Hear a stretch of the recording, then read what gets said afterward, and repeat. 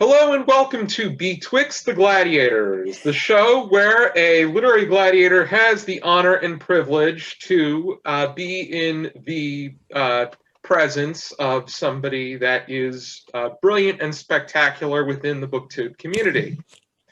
If it's written work, it's game. So, Gretchen, it is so great to have you on the channel. You and Michaela contributed something to our channel before, and I've mentioned you and Michaela several times, and Taylor too. So it's just great to be able to engage in this buddy read with you about a topic that we are passionate about in U.S. presidential history, and so we are going to be discussing James Monroe, A Life by Tim McGrath. I have glare, but there it is. But I just want to say quite briefly that I'm so excited to be here on the Literary Gladiators channel because Michaela and I run Betwixt the Books, and it's rather infrequent sometimes that we post, but there have been literal times where we go, well, Josh is there. Josh will be there for us. So it's so great to finally talk to you in person as much as this is, because there have been times when Michaela and I are just texting back like, thank goodness for Josh. he reminds us why we love to do this. So thank you for being such a great friend brought together by BookTube. So it's just really great to be here and have the same passion, because no one around me is sharing this presidential passion. It's more than a pleasure, and it's I'm just thankful that you and Michaela have been a part of the BookTube community, even if you're back and forth. I've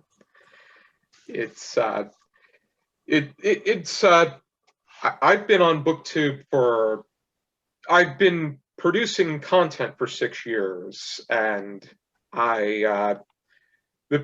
the people that I started watching toward the end of 2014, there are some of them that aren't producing anymore. They're not producing content, and some of them even deleted their videos, which is very unfortunate. But I've made a lot of great friends along the way on a global entity. And you and Michaela are my favorites. You're our favorites. It's just a love fest. And now we got to get when all of this fiasco ends, we got to get you and Michaela down to New Jersey, or me and some of the crew have to come up to New England.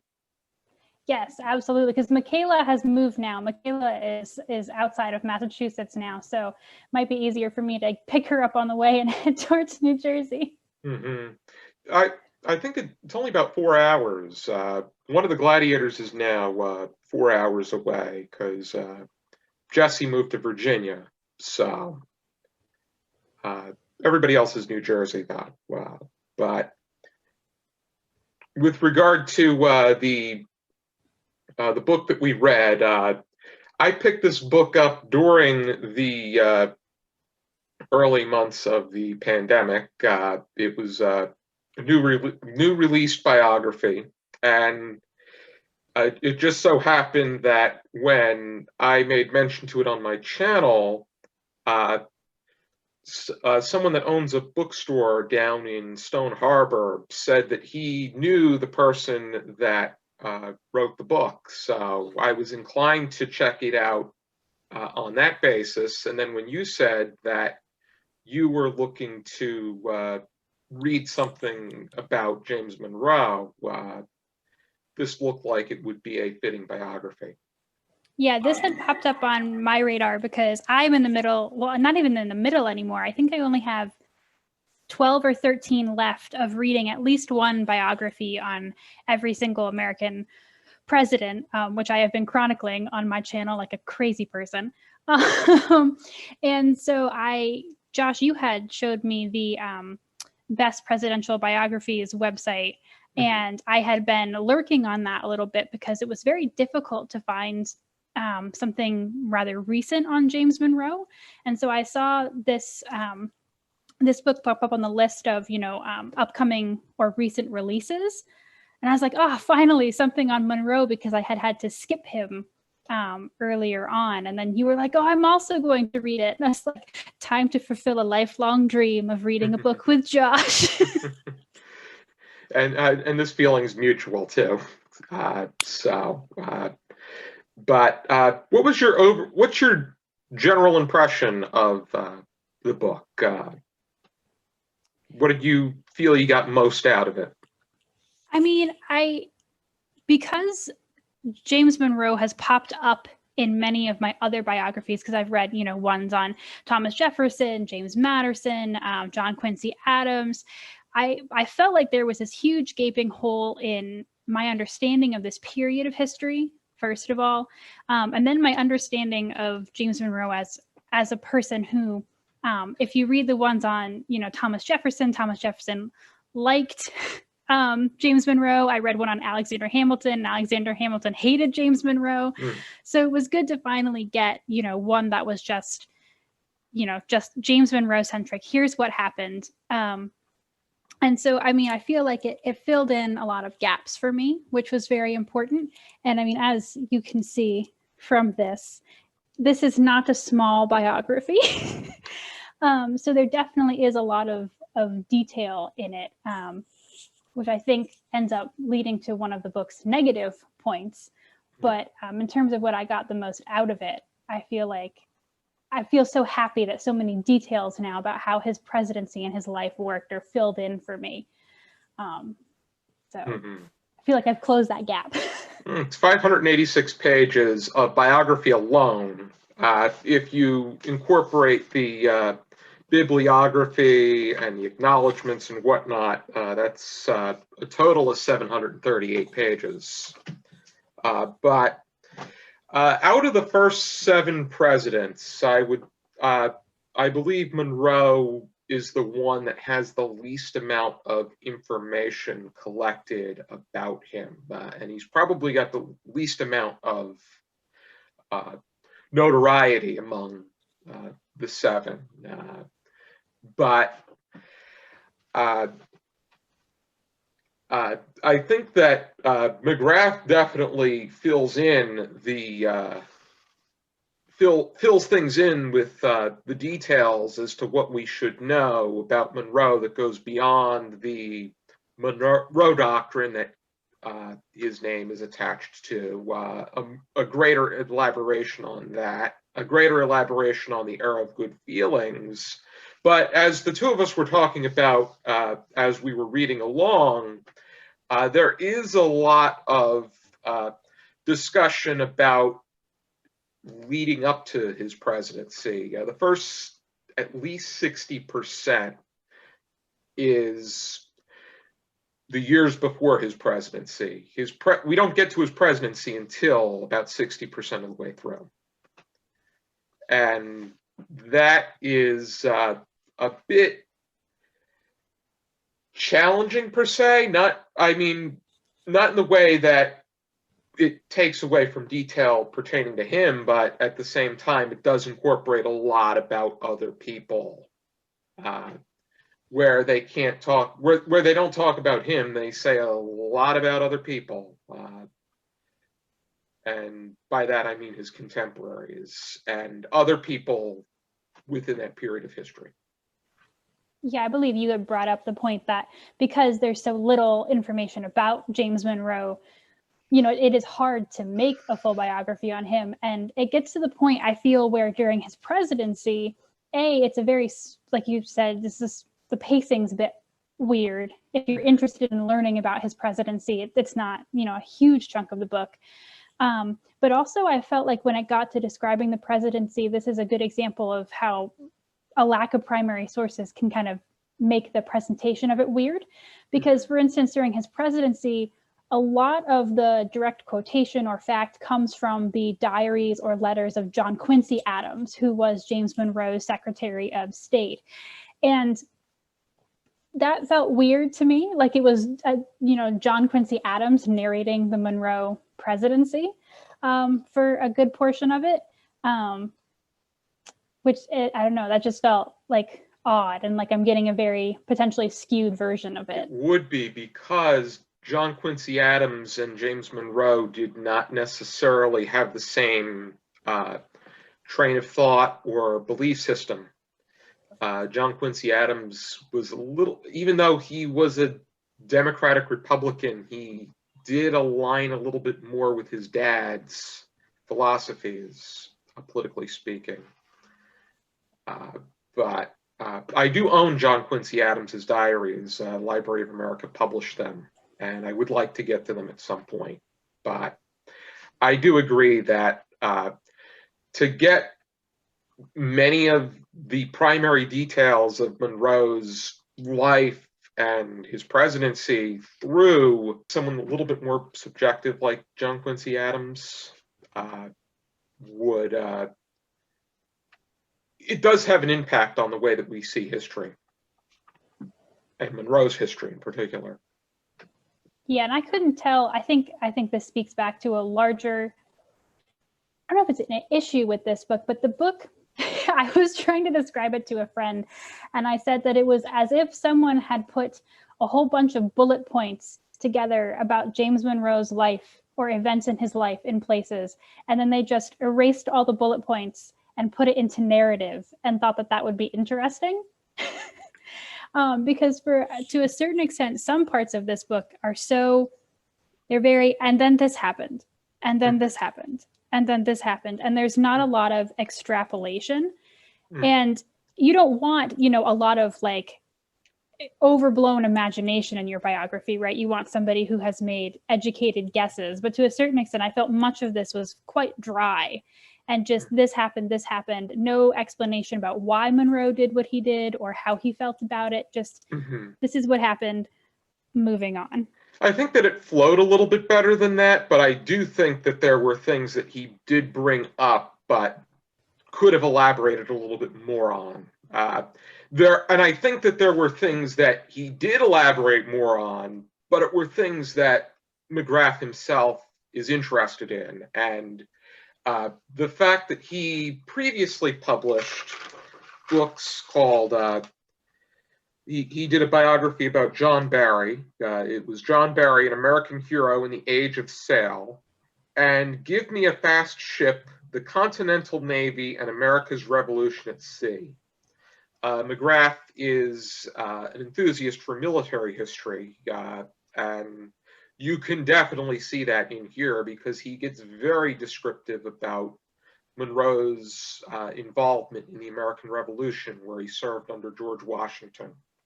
And he's very elaborate on the Monroe's involvement in the War of 1812. He even has maps that he shows, and he describes into great detail. So yeah, like particulars of troop movements and troop formations. And here's how James Monroe partially screwed up the defense of Washington when the British came and sacked it. So I was glad that you brought that up, because up until that point I was thinking, wow, this is a bit odd that he'll skate over some facts, but he's so obsessed with this. And once you understand McGrath's backstory, it makes, previous areas of study, it makes far more sense that this is where he feels comfortable, and it's probably something that was very, very interesting to him. And I think, and we've also discussed before that the title, to me, could have been The Life and Times of James Monroe, as opposed to James Monroe, a Life. And I think it would have been a little bit more accurate. I'm so glad you brought that up, because when I was logging onto the Zoom call, I was like, oh, I know Josh said this in a really good way the last time we talked. I can't remember what it was, but that was exactly what I was thinking the whole way through, is that's exactly the best way to put this. And in the sense that there are biographies that are for, academics and scholars and things for like academic libraries. And then there are biographies that go on shelves of bookstores for those who are maybe looking for, you know, maybe they don't have the academic background, or they're looking for not necessarily a lighter read, but there's a difference there. And neither is better or worse, but they end up with a very different writing style. And I think I went into this expecting something that was a little bit more biography for a bookstore. And this is very much biography for an academic library shelf, I feel. Yeah, I don't, I mean, the first impression that I get is just this. Yeah. This is a chunker. But I don't know if I would have thought that this was going to be I guess because a lot of the biographies of this nature, be it Ron Chernow's biographies on Washington and Grant, or Thomas Jefferson, The Art of Power by John Meacham, they seem to follow very similar mold. I guess that I had that very similar train of thought, and I feel that to people that are interested in the subject, they're going to view this as something that they would pick up at a bookstore, and somebody that's doing it merely for the research would see it as a book that would be approached for research. And I think that in this case, this would be a book that one would be more likely to pick up in order to engage in research. And another thing we were talking about before is the fact that if in this day and age, people don't get paid by the word anymore. So there are particular details that are not, you don't necessarily have to just fill it up for the sake of filling it up. And there's also that idea that there are some things that you want to know more about. And if the primary part of James Monroe's life is that he was a president, the thing that I would want to know most is his presidency. Even though the other things were pretty interesting pertaining to how he got there. I feel in particular too, like, you know, how you having brought up like the Chernow and, you know, the John Meacham, and there are definitely people who have taken similarly era, you know, figures like, you know, Thomas Jefferson, James Madison, George Washington, and I've read those biographies, and I came out with a really strong sense of the person. And I understand that that could totally be a construction of that author, because they might not be able to know. But I think that's what, at the end of the day, when I came out of this one, and I think it was because A, maybe because of the pacing, B, because of the weird like lack of focus or hyper focus in some places.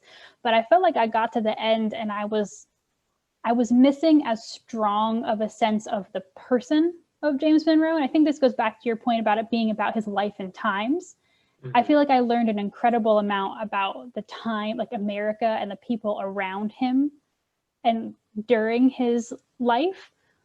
But I didn't really get a strong sense necessarily of, except for in a couple of instances where I think, for example, they did a good job describing why he created the Monroe Doctrine.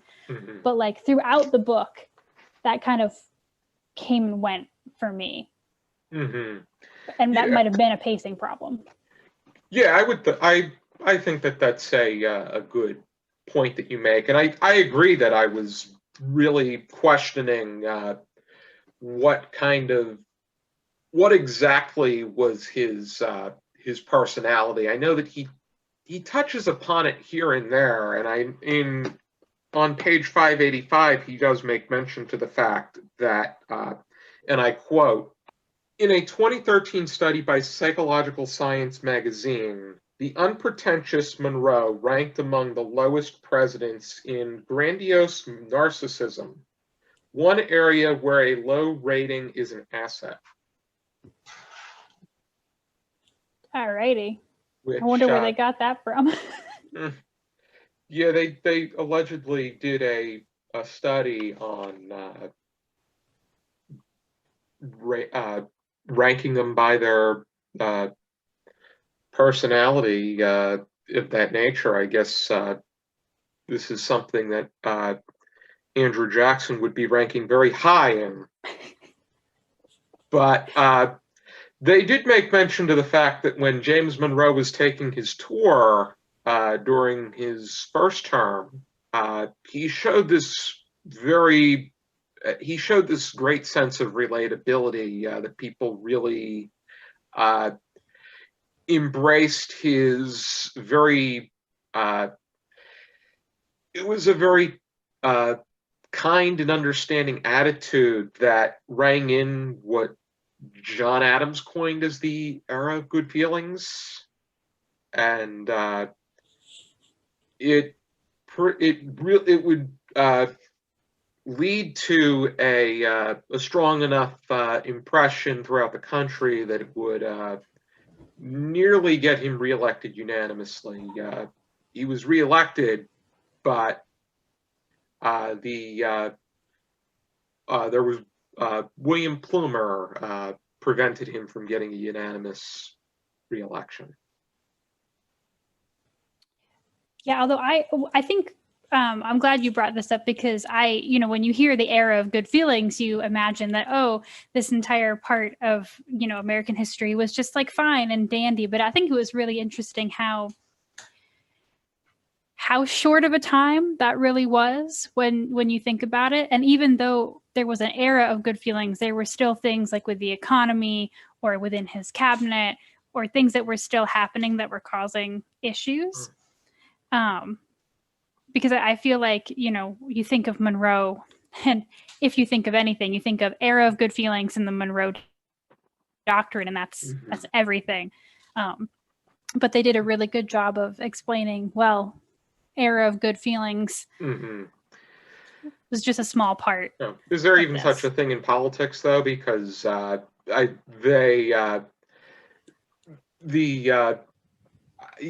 make mention to the fact that Monroe had this attitude that he wanted to get things done, but the people that were in public office, they were just happy to be in office, and they were just looking to get reelected. And that's just the story of. It's the same old story. The only difference is the people change. Yeah, and I think that's also something to his character, because that comes up when Monroe is, just in the government of Virginia, all the way, he carries that all the way through to the presidency, and he's just like, why is no one getting things done? Like, let's go. So at least that was a part of his character that really did seem to come across to me. And that's where his family comes into the picture, because he was the one upstandard in his family, because his brothers were underachievers. Ironically enough, John Quincy Adams's younger brother Charles was an underachiever who became an alcoholic and died prematurely. But James Monroe, his big influence was his uncle, Joseph Jones. His parents had both died by the time he was 16, so his uncle was the one that took him under his wing and helped him out along the way as a guiding mentor. Of course, you had Jefferson, Madison too, but this would ultimately contribute to the fact that James Monroe was somebody that wanted to. He had that attitude that he wanted to get things done. He wasn't necessarily able to get everything done, but that's how it always goes. And it was quite something that he came in wanting to be a centrist a la George Washington, but he ended up creating a divide within his own Democratic Republican Party too. So there's that to take into account. And also, I mean, he was a super go-getter, but he never did get his finances figured out as well. I found that a really interesting track throughout the entire McGrath book, is that McGrath didn't just say, oh, he was in debt. Like, maybe it's just because these were the primary sources that were available, but every time McGrath talked about his finances, he enumerated how much more that James Monroe was in debt, or how much he owed, or how much he had spent, or how much he sold one of his properties for. Because James Monroe is always in debt. He's in debt for his entire life. And he That's what makes happens when Thomas Jefferson is your mentor. Yeah, that's true. But I thought that was just like, every time McGrath brought it up, he was like, I'm not just going to say that he's in debt again. I'm going to give you all of the math. And I was like, okay. But yeah, I mean, if he made Thomas Jefferson look good, and Thomas Jefferson had a habit, or one of his obsessions was keeping track of his spending habits, but just for the sake of keeping track of them, not because he was looking to save money, because he was in debt up until the time that he was able to sell his book collection to the White House when it burnt down. But yeah, James Monroe, I don't think there was a single moment that you could really say that he was able to get his way. He was able to make his way out of that debt on his own. So, I mean, I think too that was an issue. That was also an issue for George Washington as well. He was also incredibly in debt for a while, and becomes. I mean, that's an issue for anyone entering politics. I mean, for hundreds of years after that, is politics is not a money-making venture until, in the grand scheme of things, rather recently. With George Washington, though, he married into wealth, and when he married into wealth, he was for that time the richest president up until Donald Trump came to office. Because with him, he's a multi-billionaire, but with George Washington, with the amount that money is worth at that time, because the value of the dollar has changed since then, once we left the gold standard, George Washington was worth the most as far as the quality of the money is concerned. But the way that he handled the money is another story. Yeah, then James Monroe, towards the end of his life, leads one of the, I believe, the first, if not one of the first. It's been a while since I've done my previous presidents, but asking Congress for, remuneration for some of the expenses that he paid, because it's also fascinating how, again, relatively recently in the grand scheme of American history, that American presidents were granted any kind of a pension. That also takes forever. So, and I thought that was a really interesting little addendum to his life, was how he kept asking for that money. And then depending on the political winds and what was happening, it was unfortunate for him, but it was interesting to me to see how his request for money was batted around for politicians even after he was out of the White House. Yeah, the way that they responded to those particular things too, and the way that he was, and just the way that he interacted with people within the political stratosphere. Was one of his cabinet members that he ended up, I think it was toward the end of his term. It was Crawford, where they had that fight. Oh yeah. And he ended up taking the tongs, the fireplace tongs and threatened him to leave because Crawford threatened him first. With his cane, right? With his cane, yes. Yeah. So, and then you had, but granted, he and Alexander Hamilton never got along. Quite something. Hamilton's closest contemporary was Monroe. You would think that he was closer and contemporary with the older presidents, but Hamilton was closer in age to Monroe. He just happened to get a spot in Washington's immediate cabinet, but he and Hamilton and Monroe almost engaged in a duel, but they were stopped by, ironically enough, Aaron Burr. I think that's the best part about different things like closing this gap in my historical knowledge. It's just that like watching that interplay, because when you read like a single biography on a single person, you know, these other characters come in and out. So you kind of need to read like the whole ring of biographies just to really understand the interplay and the little interesting things that come up like that, which I had no idea about. I'm not sure if it came up in Chernow's biography or not, or if it did, I just skipped over it in my head because I was like, oh, this is not a very interesting detail. It only becomes interesting, you know, later when you understand more of the connections.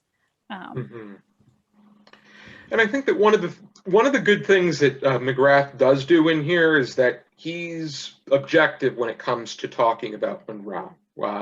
He doesn't. It's not a glorification about Monroe, or it's not a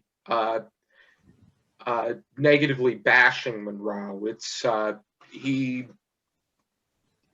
views this objectively and talks about his strengths, his weaknesses, the good things he did, the bad things, the things that he didn't accomplish or do very well. When he was the ambassador to France, that was a failure of his, but there were other moments that he prospered. When he was serving under George Washington during the Revolution, even though that didn't end very well. His relations with Washington didn't end very well. Yeah, absolutely. I'm very cynical about people who, you know, they spend so much of their time writing a biography on one person. I tend to be like, how impartial can you be, really? But this was definitely, out of all the ones I've read, definitely one of the closest to being the definition of impartial. Yeah, I really didn't see much interjection from McGrath at all. So that's incredibly like respectable, because sometimes it's just when you spend so long with a subject that you're writing a biography about, either, you know, you start to, I feel like some of these authors, they start to feel like a kinship with the person they're writing about. And so sometimes if their subject is like wronged or something, they'll come out very defensively, or just like little things in writing. But this book definitely was very even keeled in its description of everything, which I really respected. And I think that's important. I think that being able to, I think that it's up to the individual to be able to develop their own opinion or a position on a particular individual based on the facts and information that they're presented with. And I mean, someone like Monroe, he was a Democratic Republican, which at that time was for states' rights. The Federalists were more for a stronger federal government. And Monroe was very partisan for his cause, very much he was devoutly in line with people like Jefferson and Madison when they were viewing things, because once they got into the presidency, they conducted things a little bit differently. And they do bring up when Jefferson became a bit, started to strengthen his control as the person operating the federal government. I think in particular they point at his it was the ban on imports toward in his second term, but otherwise. Yeah, I think it's very easy to be for states' rights when you're operating from the power of a state. But once you get into the office of the president, as you know, Thomas Jefferson, James Madison, James Monroe all showcased that once they actually sat in the executive seat, they were like, oh, I can't get anything done unless I try to do things from the stance of a stronger federal government, especially in the beginning years of America, when it really was, you know, I feel like it took a bit of time for the states to really congeal into the United States of America, just versus like the states of America under one government. So I like that I detailed how James Monroe, you know, his shift in policy really was, I feel more genuine maybe than people like Thomas Jefferson, who was just like, well, this is just what I want to do. But whereas James Monroe really came into office with his internal improvements ideas and his, as you already mentioned, his tours around the United States, like he really did believe in connecting the states under more than just the umbrella of the government. And he did two tours. He did the first one in the northeastern, the more established part of the country, and then the second time around, he went into the newly acquired land, going toward the more I don't know if you want to call it the Midwest area. It's what was then West. Yeah, what was then West. What we would now consider maybe Midwest. Yeah. The eastern part of the Midwest. Yeah.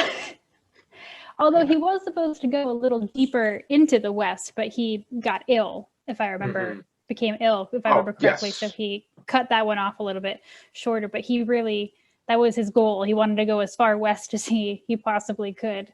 They didn't make it as far as he planned. Yeah, health was an issue with the Monroe family. His wife was not a healthy person. He lost his son when his son was very young. His daughters lived into adulthood, but I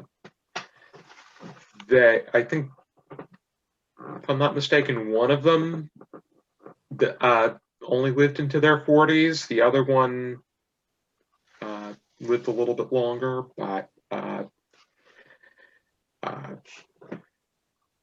granted, I think when you're looking at it mathematically speaking, James Madison was older, but he outlived him. So there's that to take into account. You brought up his daughters, and I was just thinking about one of the funniest things towards the end of the book. And I'm not sure it's necessarily funny in a good way, but is the fact that Monroe's oldest daughter, Eliza, somehow has a massive falling out with her sister's husband. But and McGrath brings it up, but he's very honest, and he says, we have no idea what happened, why it happened, but it was like this massive fight till the end of their lives. And I thought that was so funny because it keeps coming up and like kind of wreaking havoc on Monroe's family life. But every time McGrath is just like, and again, there is all of the letters that might have said, there are no letters survived, nothing survives as to what happened between Eliza and her sister's husband, but it was like really bad. And I just like, I found that really amusing for whatever reason. Yeah, it would be very interesting to know as to what escalated this. I know. I feel like that's one of the things when I closed the book, I was like, oh, I want someone to go do research on this and tell me why. I was just so fascinated. That goes to show you how much there really is that's left unsaid about Monroe, because if William A. Di Gregorio can't put something together, then you've really got a case on your hands where there's a lot that's still left unsaid, what we don't know about somebody. And when you go through McGrath's acknowledgments, I mean, the number of people that he had helping him or the number of experts that he consulted, I mean, I feel like his acknowledgments could have been as long as the footnotes, Mm-hmm. just with the number of people who he thanks for helping him. So he, despite the fact that, you know, for whatever reason why he chose to go from naval history to James Monroe, he clearly did not skimp on looking into every single corner he could possibly find. So yes, I'm the kind of nerd that reads the acknowledgments because I find it fascinating. But I was incredibly impressed by the sheer number of people that he mentions who helped. I had a history teacher that encouraged us to watch the credits when he showed videos or movies in his class, and that teacher's been on our channel before. So, but I think it's interesting that McGrath chose to do a biography on Monroe because one, if naval history was a huge interest of his, John Adams is the father of the American Navy, and that would have been a more interesting path, or it would have been a more obvious path. But I think that a Monroe biography is something that's in demand because I think that there needs to be more biographies about presidents that do not have as many biographies out about them, or that examine particular parts of their lives, because you have, for instance, with John F. Kennedy, you have hundreds of biographies. Yeah. And a lot of them are specific to, be it his relations with his family, his relations with other women, the assassination. When I was just thinking, I just got out my my presidential reading list where I keep track of the ones that I mean, presidents like, I'm still missing Martin Van Buren, William Henry Harrison, Zachary Taylor, Franklin Pierce, James Buchanan, like a lot of the early presidents. And I was listening to, I've become obsessed with this podcast that I just found that's ended. It's no longer putting out anything, but they were on a mission to do a podcast episode detailing the events of every single American presidential election. And I'm still in the beginning of it, but what I'm finding really interesting is I am getting these 45-minute segments devoted to these presidents that I haven't been able to hit yet. And while they may have just been one-term presidents, you know, they still ran the country for 4 years. And in that 4-year period, a lot of things happened that helped move America forward. And so, like, whether or not, you know, they were a very exciting president, it's still, I think, so important to understand just for like how we get from 1776 to here. There are presidents who did less than others, but no president is unimportant because these little things, you know, they echo throughout history. So I'm excited to go back and see some of these less exciting presidents, but they don't have as many biographies, so that it makes it more difficult. Regarding the podcast, did that cover every single election, or did it stop at a certain point? No, so the podcast in question, it has a terrible title, I think, because they were trying to make it sound very exciting, but it's called American Elections Wicked Game. And they started last year, and their project was to every week cover a the next presidential election going all the way through to 2016, because the episode for 2016 was released on this year's presidential election. So that was their project. So it goes every single one from, you know, the first time George Washington is elected to Clinton versus Trump in 2016. So I just started the one where McKinley battles William Jennings Bryan for the second time, and I'm obsessed. I quite like it. Okay, yeah, it's 1900. Yes. But yeah, I can't agree with you more about the fact that that there's no president that's unimportant for. I think every president deserves a sense of historical attention brought upon them, and I think that they deserve that sense of the proper examination to the best of one's ability. So, and I think that because I was talking to because I think that there should be history classes that concentrate on American presidential history, which would be American history from the perspective of each of the American presidents, and the class would be taught about each president and their response. And even if it's just, for instance, even if they just do a 5-minute snippet in a general semester about William Henry Harrison, that would still be efficient. Even though I think the 1840 election, there's a lot to examine within itself, because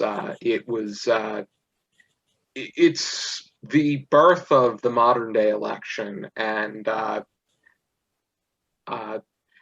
the U.S. Presidents for Dummies actually made a bold move to say that William Henry Harrison was one of the worst presidents that we've ever had. Because even though he only served for 30 days, his election, he ran a campaign of absolute lies, where he tried to be the humble. He came from the humble roots, and Martin Van Buren was the elitist, when in actuality it was the complete opposite. Yeah, I quite enjoyed that episode for that purpose, because I have not yet managed my William Henry Harrison.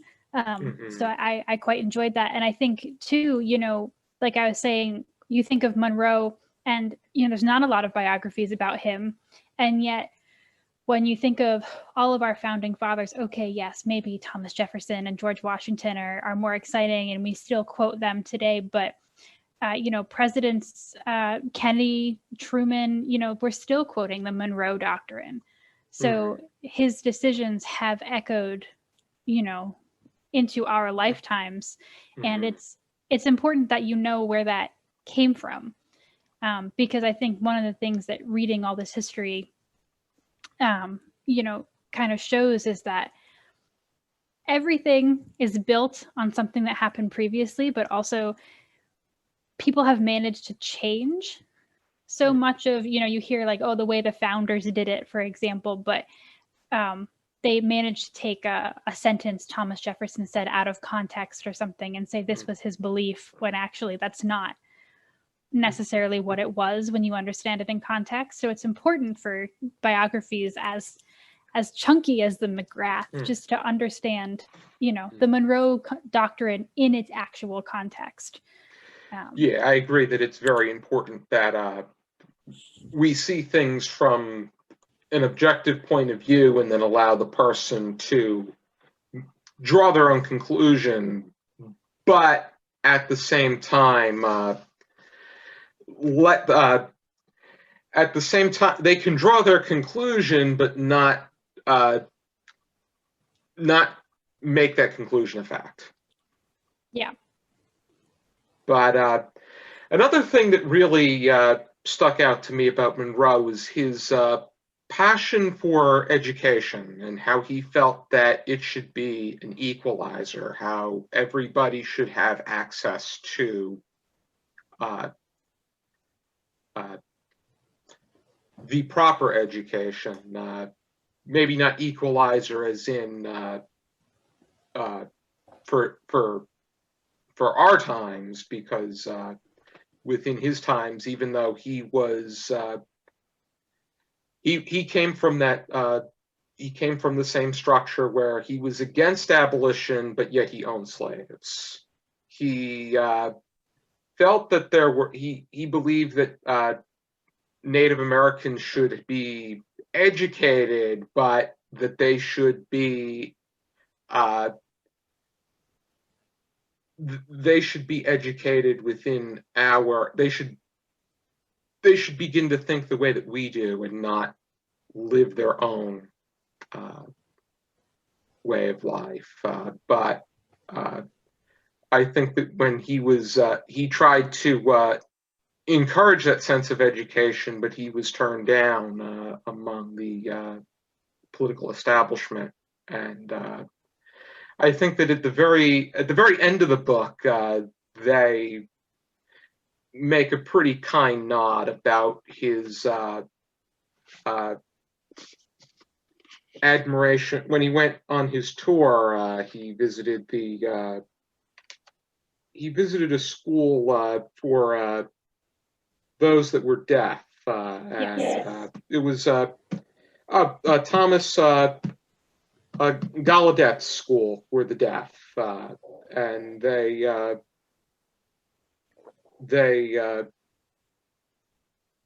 after his visit, they added a sign for the word president, and it was inspired by the broad-brimmed hat that was similar to the chapeau bras that Monroe wore to the school in 1817. And they just end it by saying that he would have liked that. So.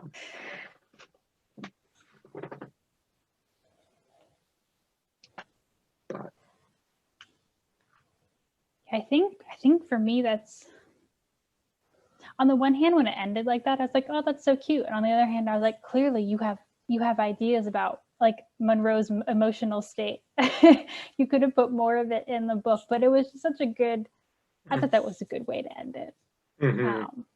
Just on one of his unintentionally long-lasting effects of his life. I think that when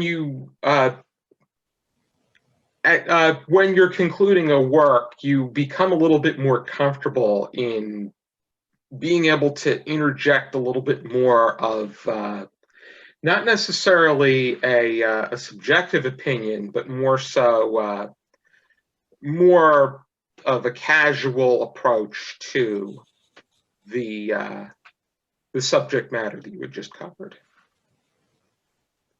And I think that ending it on a lighthearted note, kind of like how he made mention to the grandiose narcissism and how he was very low on that list, it would exemplify who Monroe was as a person. And I think he wanted to end on somewhat of a good note, and I think that Monroe, for his times and for his, for his overall legacy, I think that he deserved that kind of ending. I think that he was overall. I would say that he was one of our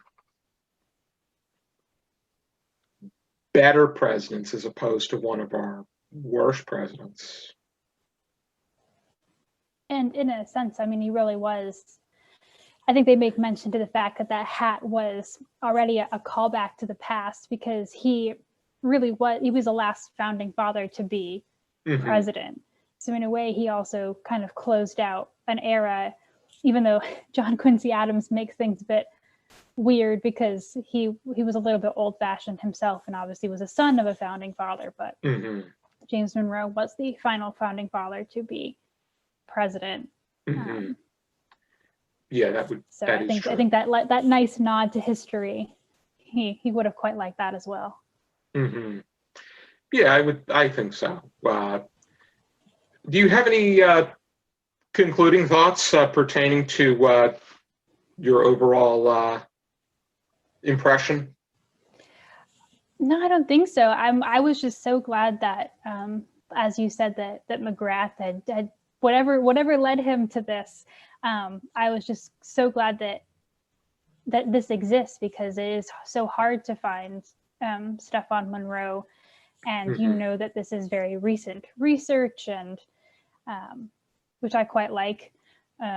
So however I thought about it, the writing style or the pacing, I was just so happy that it existed and that we could read it together. Again, to just close this was my last gap in my early presidents to close. So yeah, I do recall that you were having a challenging time with Monroe. But how did you rate it on your Goodreads? I think I gave it like 3. Okay. Yeah, I'm a very hard I'm a very hard rater. It takes quite a bit. And I think for me, it would have been higher, except for in some places, like I said, with the pacing, I felt like it dragged a bit. And then because I didn't come out with like a very clear sense of Monroe the person, but that's a very personal thing, because that's what I like out of my biographies. I like to get a decent sense of who they were as a person. But that that's a personal thing that I like in my biographies.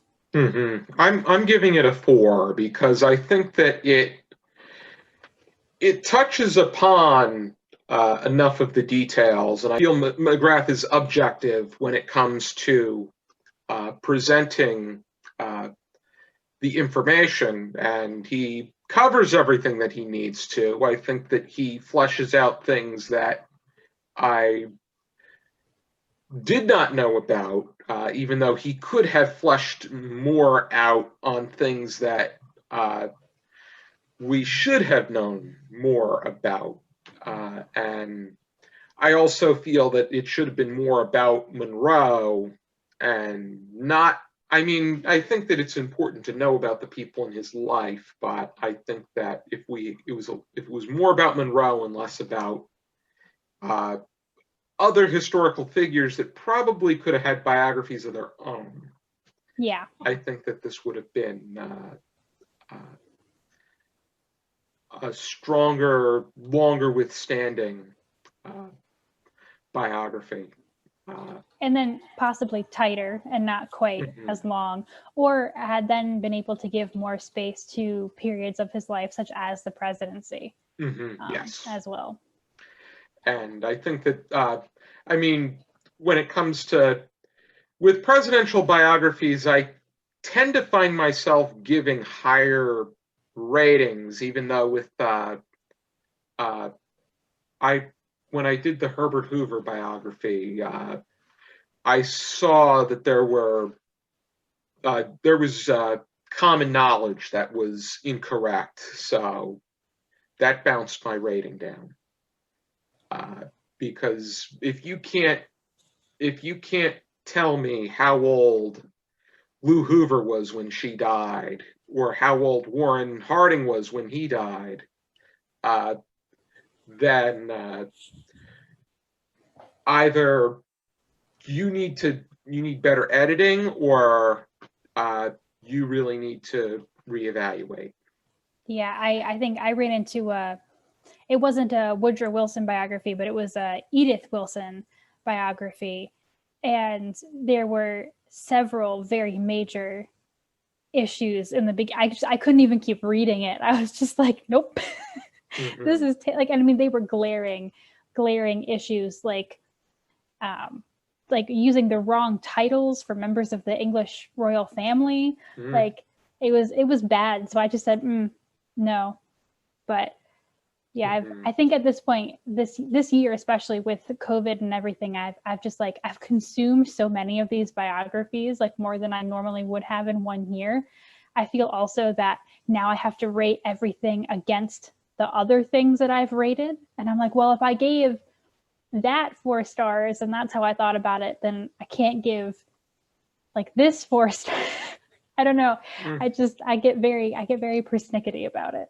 So, but what are ratings really but subjective numbers? Yep, and everybody has a different view on a given work as it is based on their bias. I did read, I read a biography on or something about a World War I figure. I think in my biography, or somebody sent me the book to review. It was a review copy, and the best thing that I had to say about it is that the pages smelled like roasted chicken. That's beautiful. It was The Monocled Mutineer. That was the name of the book. Oh goodness, that's lovely. And I remember Larry was that stuck out to him too. Was he didn't read the book, but he watched the review. So that's the one thing I remember. The book smelled like roasted chicken. But otherwise, if you like what you see in our discussion, I highly encourage you to check Gretchen and Michaela's channel, Betwixt the Books. I will leave a link down below to where you can find them. They come out with videos as much as they are able.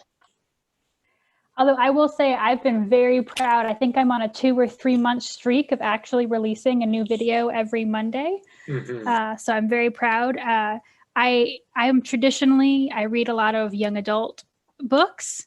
But ever since COVID exploded, I've been reading quite a bit of romance as well. So Betwixt the Books is a very bizarre bag of a bit of everything. But my American Presidents videos, if you're interested in the biographies that I've been reading for that, are available on one playlist. So if you click onto one, you can just find all of my nonfiction president reviews in one place. If you're like, why is she randomly reviewing a romance novel now? You can just skip that. The American President series has been my favorite thus far from your end of the Betwixt the Books contributions. As far as fiction, I tend to relate more with Michaela when it comes to reading tastes, but I mean, that's why Betwixt the Books works, is because Michaela and I are so opposite people. So when we do buddy reads, it's different stuff and we read different stuff. So can't say that my channel or our channel has like a specific focus, but if you like it, one of us has probably read and reviewed it at some point in terms of different genres. We've hit just about everything. So. And I need to watch more of your Bibliomancy for Beginners episodes. The reason I haven't was because I watched The Martian Chronicles, but I like to read, if I'm watching a discussion that's subject to spoilers, I like to read the book before I watch the discussion so that I can engage with the best possible mind and give the best possible reply. I do hope that Bibliomancy for Beginners does make a comeback. Bibliomancy for Beginners was the reason our BookTube channel started. Originally, it was a book club. First, there was 4 of us, Michaela, myself, and 2 others. Then there was just 3, Michaela, myself, and our friend Taylor. Unfortunately, and it was an hour-long book club discussion. Unfortunately, Taylor has decided that BookTube is is a little bit too stressful for book club for him. But Michaela and I have continued to make betwixt reviews out of books that because we're still reading, but we're just not in terms of that putting it on BookTube. But hopefully that will come back at some point, because it was quite fun. But as with much of the world right now, everything's a bit in flux. Yeah, I do. I think I think BookTube definitely needs more multi-person channels. I think that, and I think that there should be greater attention that's brought to them too, because I've noticed that the multi-person channels within the community, they don't get as much attention as they should, and they're really good, the ones that I am subscribed to. But I want to thank everybody for tuning into our discussion that Gretchen and I engaged in about James Monroe, A Life. We had a great time discussing this, and be sure to join us for more videos on our channel. And for now, keep reading.